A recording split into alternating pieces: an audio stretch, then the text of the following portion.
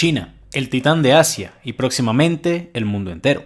Aunque es muy difícil imaginar un mundo donde esta nación no fuera la máquina bien engrasada y eficiente que es hoy en día, se podría decir que su reciente éxito y estabilidad es una excepción a su constante funcionamiento en la historia. Desde sus inicios como país, numerosas guerras, en su mayoría internas, han plagado a este gigante dando muy pocos respiros, pero esto sin ignorar también su constante expansión e influencia en la zona. Y aunque siempre estaban matándose entre sí, luchando por ver quién se quedaría con el poder, eran tan grandes, avanzados tecnológicamente y ricos en recursos y mano de obra, que incluso luego de ser invadidos por todo tipo de enemigos, no sería sino hasta inicios del siglo pasado que el sistema imperial que había gobernado durante más de 2000 años bajo numerosas dinastías caería y sería reemplazado por un gobierno republicano y más adelante los actuales regentes, el Partido Comunista Chino. Pero, ¿por qué se dio la caída de este titán? ¿Cuáles fueron los factores? ¿Desde cuándo comenzó a empeorar la situación para el imperio? Y más importante aún, ¿cómo pasó todo esto? Pues justamente de eso hablaremos el día de hoy. Yo soy Rafael Peraza y esto es ¿Por qué cayó el imperio chino? A pesar de que no se puede decir que el imperio chino fue el mismo imperio durante toda su historia hasta el final de su existencia, ya que numerosas dinastías, tanto locales como hasta extranjeras, gobernaron intercaladamente en esta nación, el concepto de imperio chino, sin importar quién lo manejaba, siempre estuvo presente durante los últimos 2 milenios. Los romanos en varios escritos reconocieron la existencia y el dominio de su estado imperial y muy fuerte en estas tierras. Atila el Huno también atacó varias veces a los pueblos y ciudades chinas del norte.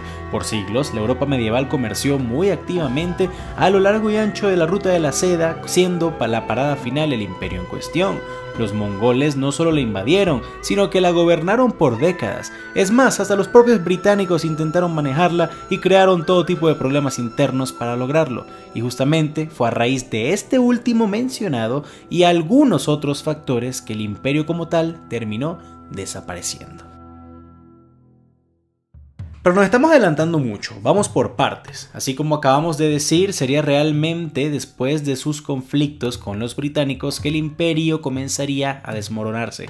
Luego de que en 1644 los manchúes instauraran la dinastía Qing, la última en gobernar el imperio, las cosas en el país comenzaron a mejorar sustancialmente. En cuestión de un siglo, la población se triplicó. La producción de alimentos y productos subió por los cielos, los problemas internos bélicos fueron suprimidos y el territorio nacional creció en más de un 50%.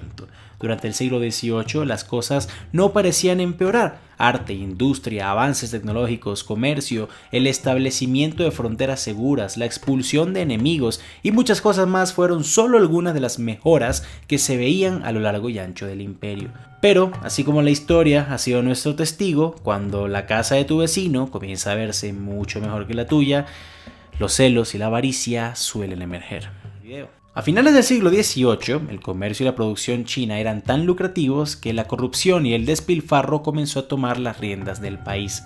El acelerado crecimiento de la población, que antes fue una bendición, ahora se había convertido en un problema, y por si fuera poco, años de inundaciones destruyeron la mayoría de los campos de arroz y ganado del país, causando hambrunas y descontento popular. Cuando estos problemas comenzaron a emerger y a los Qing ser originarios de Manchuria y no ser Hans, la etnia local de mayor población, todo tipo de levantamientos y rebeliones se dieron en el país.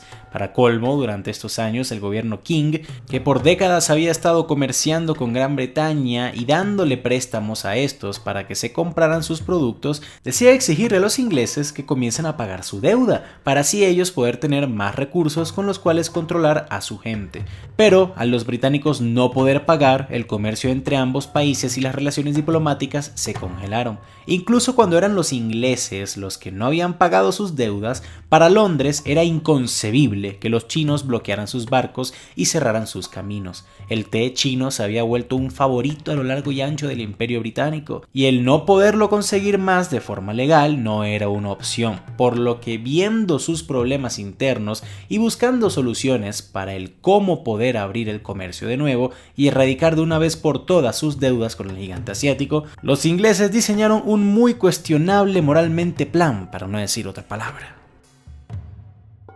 El primer paso fue pagar una fracción de su deuda con un metal que los británicos poseían en grandes cantidades, pero no querían introducir en el mercado todo de golpe para evitar una crisis inflacionaria: plata. Toneladas de este metal argento fueron llevados a China, y aún así esto no fue suficiente para siquiera considerar volver a abrir las fronteras. Durante años los británicos habían estado experimentando y plantando en sus territorios de la India lo necesario para producir una droga cuyo nombre era opio, una mezcla narcótica de varias plantas que causa extremas alucinaciones y sensaciones fuera de lo normal, pero que también dañaba el sistema nervioso y las capacidades cognitivas. Por años los británicos comenzaron a vender ilegalmente esta droga en toda China, recibiendo a cambio todo tipo de productos, pero en especial la misma plata con la que habían pagado parte de su deuda años atrás. Con una población enferma por la droga, ya que todo el mundo la quería, y al ver lo que los británicos estaban planeando,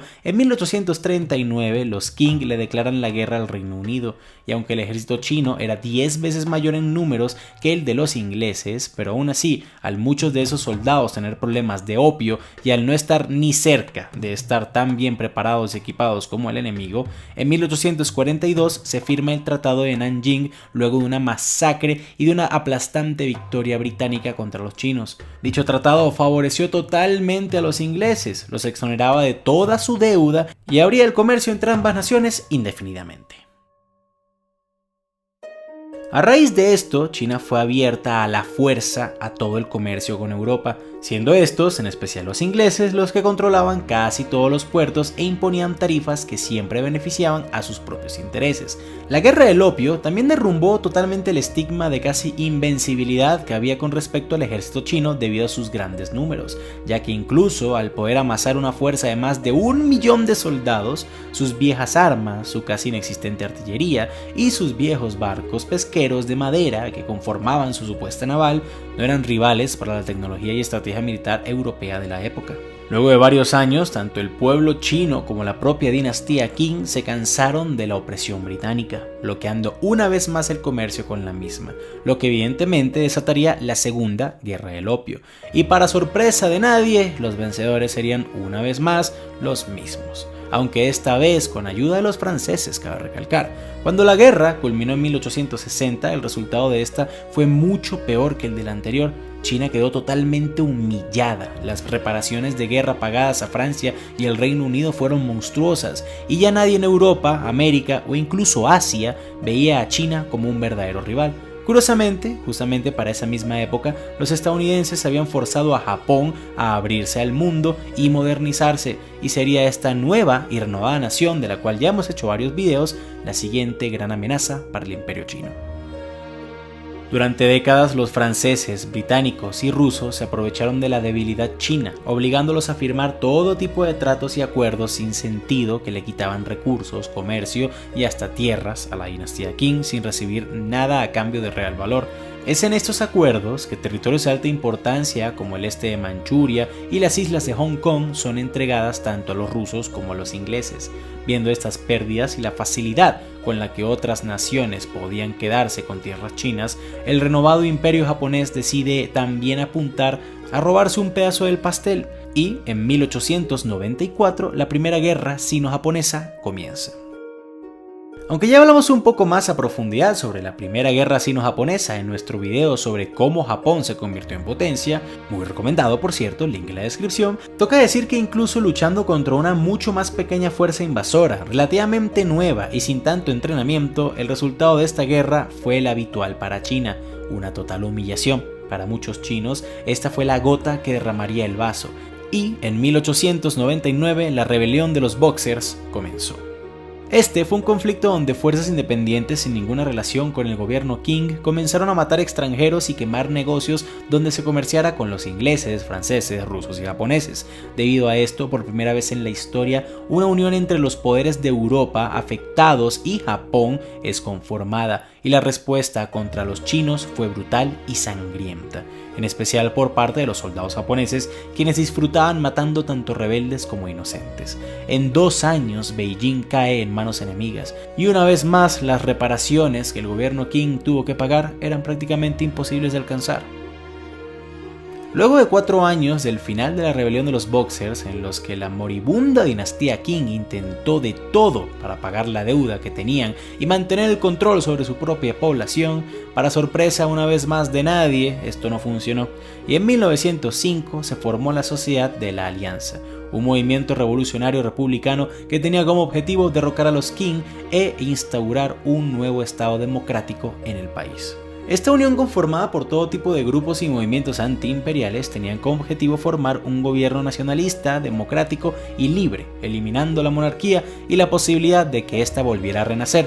Incluso con el apoyo de la mayoría de la gente en las ciudades, este grupo, que más adelante sería llamado el Partido Nacionalista Chino, no tuvo mucho éxito contra los Qing al principio, hasta que en 1908 la emperadora fallece y deja como único heredero a un niño de 2 años. Claramente esto causó todo tipo de disputas internas dentro de la dinastía por la legitimidad de un bebé para ser líder supremo de la nación, y fue justamente gracias a esto y a la debilidad en general del Estado que los rebeldes pudieron darle la vuelta a la guerra, y para el año 1911 se produce el gran golpe, el levantamiento de Wuchang. Y con él, el último emperador chino es removido del poder y sustituido por un estado republicano nacionalista, dando así fin a las dinastías chinas imperiales para siempre. Pero los problemas de este nuevo estado estaban por ponerse mucho peores. Pero esta es una historia tal vez para otro día.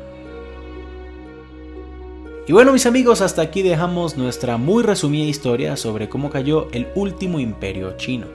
Y así como muchos se podrán haber dado cuenta, la verdad es que últimamente los números de muchísimos canales en YouTube, incluyendo el nuestro, han estado cayendo muchísimo, lo que ha perjudicado significativamente nuestra habilidad de hacer más videos, ya que una vez más, tanto en la investigación como la escritura del guión y la producción del video, ahora recaen netamente en mí, en vez de en el equipo de 4 personas que manejábamos desde inicios del año pasado, por lo que no hay mejor momento para apoyar directamente a este canal que por medio de Patreon, una plataforma donde podrán donar la cantidad de dinero que desees para ayudarnos a poder hacer más contenido y mantenernos económicamente estables. En esa también podrás hablar directamente conmigo y sugerir todo tipo de temas de una forma mucho más efectiva.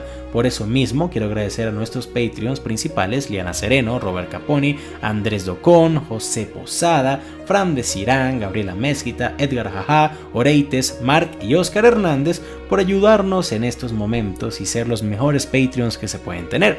Tú también puedes ser parte de este grupo yendo al link que aparece en la descripción. De verdad que te estaría eternamente agradecido. Aún así, también quiero agradecer a todos ustedes, Patreons o no, por siempre mantenerse fieles y seguir viendo nuestros videos semana tras semana. Un abrazo para todos. No olviden seguirnos en Instagram, @elbaúl_youtube, para más contenido. Y sin nada más que agregar, yo fui Rafael Peraza para el Baúl de los Conocimientos Inútiles, y que tengan muy buen día.